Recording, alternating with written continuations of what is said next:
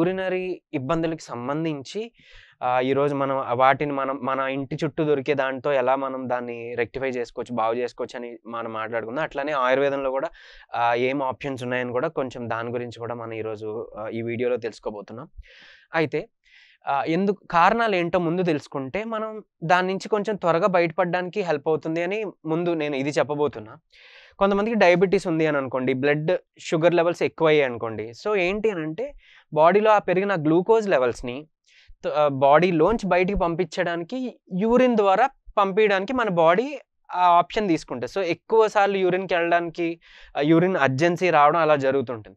కొంతమందికి ఏమవుతుంది అనంటే వయసు పైబడిన వాళ్ళో, లేదు అనంటే కొంతమందికి మజిల్స్ ఏవైనా ఆర్ లైక్ నర్వ్స్ ఏదైనా వీక్ అయినప్పుడు ఆ యూరినరీ బ్లాడర్ దగ్గర ఉండే స్పింక్టర్ ఏదైతే ఉందో అది వీక్ అయితే కనుక ఆ మజిల్స్ అవి, సో అలాంటప్పుడు కూడా ఏంటంటే యూరిన్ ఆపుకోలేరు.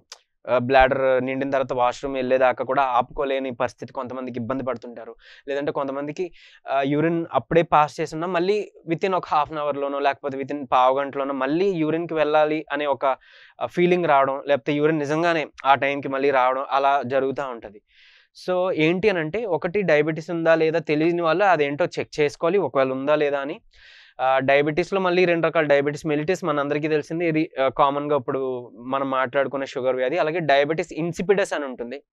సో అది కూడా ఉందేమో చెక్ చేసుకోవాల్సిన అవసరం ఉంది. అది ఉన్నా కూడా ఎక్కువ యూరినేషన్ అవుతుంటదనమాట. అలానే యూరిన్ ఆస్మోలారిటీ, ఇవన్నీ యూరిన్ వాల్యూమెట్రీ ఇవన్నీ కూడా పోస్ట్ వాయిడ్ వాల్యూమ్ ఇవన్నీ కూడా చెక్ చేస్తుంటాం అనమాట. సో ల్యాబ్ ఇన్వెస్టిగేషన్స్ కన్సల్టేషన్ వచ్చినప్పుడు అవసరం బట్టి ఇన్వెస్టిగేషన్స్ కొన్ని చేయాల్సి ఉంటుంది. అవి చేయించుకొని చూసుకొని దాన్ని బట్టి ట్రీట్మెంట్ నెక్స్ట్ ప్రొసీజర్ వెళ్తుంటాం. సో అయితే ఒకవేళ ఇలాంటి ఇబ్బందులు ఫేస్ చేస్తున్న వాళ్ళు ఏ కారణం చేతైనా గానియండి, దీని నుంచి అసలు బయటపడడానికి ఏంటి ఆప్షన్స్ అంటే, ఆయుర్వేదంలో సరే బహుమూత్రక రస్ అని ఉంటాయి. అది ఒక 7 డేస్ అట్లా వాడాల్సి ఉంటుంది. అంటే దాని డోస్ మనం డిపెండ్స్ ఆన్ కండిషన్ లేకపోతే డిపెండ్స్ ఆన్ వ్యక్తి మీద ఆధారపడి ఉండి దాన్ని బట్టి అడ్జస్ట్ చేసి అది పెడతాము. ఆహ్, తర్వాత మనకి ఇప్పుడు ఏంటి అనంటే ఇందులో కలర్ థెరపీ ఉంటుంది. అట్లనే మన ఇంటర్నల్‌గా తీసుకునే ఇది గూడా ఉంటది. సో, ఆ 2 గూడా నేను చెప్పబోతున్నా. స్పింక్టర్ ఒకవేళ వీక్ అవుతే, ఒకవేళ ఇలా ఈ ఇబ్బంది పడతదని నేను ఇందాక చెప్పాను కదండీ! అలాంటి వాళ్ళు ఏం జేయొచ్చనంటే, దాన్ని బలోపేతం జేసుకోవడానికి చక్కగా నువ్వులు తినడం స్టార్ట్ జేయండి. ఒక 3 చెంచాలైనా నువ్వులు ఉండేలా చూసుకోండి. అది మంచి బలం నరాలకి. ఆ మజిల్స్ కూడా బలం. ఎందుకంటే అందులో న్యూట్రియంట్స్ చాలా ఉన్నాయి. సో, మనకు కావాల్సిన కాల్షియం గానీ, విటమిన్ సి గానీ ఆర్ లైక్ పొటాషియం గానీ, సో ఇవన్నీ గూడా మనకు అందు నుంచి వస్తాయన్నమాట. అది వాడుకోవచ్చు. తర్వాత నువ్వుల నూనెతో కంపల్సరీ బాడీ అంతా గూడా అభ్యంగనం జేసుకోవాలి. ఏదో ఒక రోజు పెట్టుకొని బాడీ అంతా గూడా నువ్వుల నూనె మనం రాసుకొని హార్ట్ ఉండే డైరెక్షన్‌లో దీన్ని మసాజ్ చేయాల్సుంటది. సో, మొత్తం పైన తల నుంచి కింద దాకా. కింద బాడీ అనుకోండి మనం పైకి మసాజ్ చేస్తాం మధ్యన. పై బాడీ అనుకోండి దానికి కిందకి చేస్తాం. ఎందుకంటే హార్ట్ ఇటు ఉంది కదా డైరెక్షన్, అటు ఆ డైరెక్షన్‌లో మనం చేస్తాం. ఇదొకటి చేయడం చాలా ఇంపార్టెంట్. మీ నరాలు, మజిల్స్ అన్నీ గూడా ఏమంటారు బలోపేతం అవుతుంటాయన్నమాట. అందుకని ఇది చేయాలి. తర్వాత ఒకవేళ చేసుకోగలిగితే పెల్విక్ మజిల్ ఎక్సర్‌సైజెస్ ఉంటాయి. కెజెల్ ఎక్సర్‌సైజెస్ అంటాం. సో, అట్లా ఒకవేళ మీరు చేసుకునేవాళ్ళు ఇది యూట్యూబ్‌లో కూడా మీకు అవైలబుల్ ఉంటుంది ఆ వీడియో. కెజెల్ ఎక్సర్‌సైజెస్ అని, pelvic region strengthening, pelvic exercises అని. సో, ఆడవారైనా, మగవారైనా అవి చేసుకోవచ్చు చక్కగా. అవి చేసుకుంటే కూడా మీకిది త్వరగా ఈ సమస్య నుంచి బయటపడొచ్చు. కొంచెం ఏజ్ ఎక్కువైన వాళ్ళు అది చేయలేదు అని అనేవాళ్ళు ఈ ఏదైతే మన హోమ్ రెమెడీ చెప్పుకున్నా అది చేసుకోవచ్చు.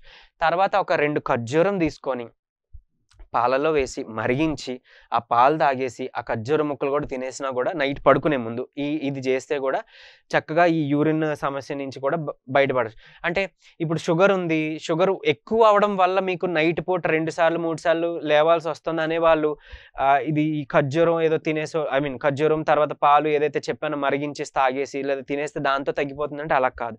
షుగర్ లెవెల్స్ కంట్రోల్ చేసుకోవాలి. ఎందుకంటే షుగర్స్ ఎక్కువ అవ్వడం వల్ల కదా మన బాడీ మనకి మంచే చేస్తుంది.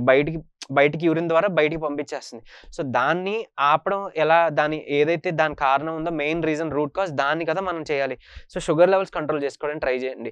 షుగర్ లెవెల్స్ ఒకవేళ ఎక్కువయ్యేమో మీకు తెలియకుండా ఒకవేళ ఎలాంటి ఇబ్బంది ఉంటే యూరిన్‌ది ఒకసారి చెక్ చేసుకోండి. అలా వెళ్ళాలి.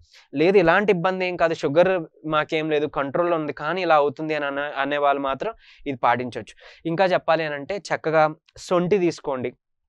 తర్వాత కొన్ని మిరియాలు వేపి మిరియాలు, తర్వాత సొంఠి, తర్వాత కొంచెం దీన్ని వేపండి. సమాన భాగంలో తీసుకోండి. బెల్లాన్ని కూడా ఈ రెండిట్లికి సమాన భాగంలో కలపండి.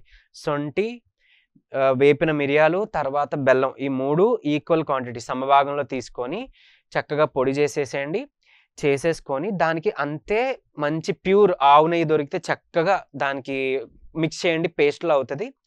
రోజు కూడా ఏం చేస్తారంటే ఉదయం, సాయంత్రం 2 పూట్ల చక్కగా ఒక చెంచా పౌడర్ దాన్ని మీరు తీసుకొని దాన్ని సేవించండి. తీసుకోండి. ఇలా కూడా మీరు ఈ యూరినరీ ఏమైతే పాలియూరియా అదే ఎక్కువ సార్లు అతిమూత్రం ఏదైతే ఉందో ఆ సమస్య నుంచి బయటపడడానికి ఇది చాలా బాగా హెల్ప్ అవుతది. ఇకపోతే కొంచెం మీరు అవాయిడ్ చేయాల్సిన కొన్నున్నాయి. కాఫీ లాంటిదేమైనా అలవాటు ఉంటే గనక చూసుకోండి. దాన్ని తగ్గించండి. ఆటోమేటిక్‌గా మీ ఈ సమస్య కొంచెం తగ్గుతుంది. తర్వాత ఆల్కహాల్ ఎవరికైనా అలవాటున్నా అది కూడా కొంచెం తగ్గించాల్సిన అవసరం ఉంటుంది. తర్వాత చిల్లీ అంటే మిరపకాయలు లేదంటే స్పైసీ ఫుడ్ తర్వాత టొమాటోలు ఇలాంటివి కొంచెం తగ్గించాల్సింది. ఇవి తగ్గిస్తే ఆటోమేటిక్‌గా మీకు చాలా వరకు ఈ సమస్య అక్కడితోనే తగ్గుతుంది. సో, మీరందరూ కూడా ఇది చేసి చూడండి. ఎందుకనంటే ఈ కాఫీయో లేకపోతే ఆల్కహాల్ ఇలాంటివి తీసుకునేటప్పుడు బాడీ డీహైడ్రేట్ అయిపోతుందనమాట. ఈజీగా యూరిన్ ఎక్కువైపోయి యూరిన్ పోయి బాడీలో కూడా డీహైడ్రేషన్ వస్తుంది. నీటి శాతం కూడా తగ్గిపోతుంది. తద్వారా మీకు మళ్ళీ తలనొప్పి రావడం, లేకపోతే గొంతు ఎండుకుపోవడం, లేకపోతే చాలా మళ్ళీ కిడ్నీ సమస్యలని ఇట్లాంటివన్నీ కూడా వచ్చే అవకాశాలున్నాయి. కిడ్నీలో స్టోన్స్ ఫార్మ్ అయ్యే అవకాశం ఉంది. లేదంటే యూరిన్ ఇన్ఫెక్షన్ వచ్చే అవకాశం ఉంటుంది. సో, అందుకని జాగ్రత్త పడాల్సి ఈ జాగ్రత్త అయితే ఖచ్చితంగా తీసుకోవాలి.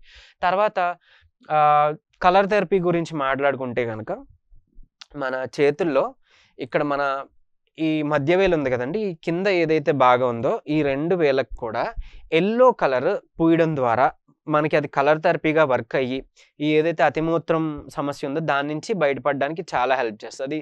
నెమ్మదిగా మీకు తగ్గుముఖం పడుతుంది. సో, మీ ఇంట్లో ఏమైనా స్కెచ్ ఉంటే తీసుకోవచ్చు. అప్లై చేయొచ్చు ఈ భాగంలో.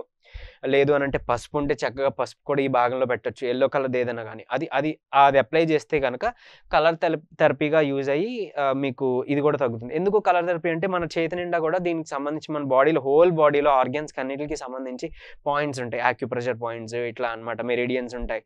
సో, ఇట్లా. సో, ఎప్పుడైతే మనం ఇక్కడ అప్లై చేస్తున్నామో మనకి ఈ సమస్యను తగ్గించడానికి అది చాలా బాగా ఉపయోగపడుతదనమాట.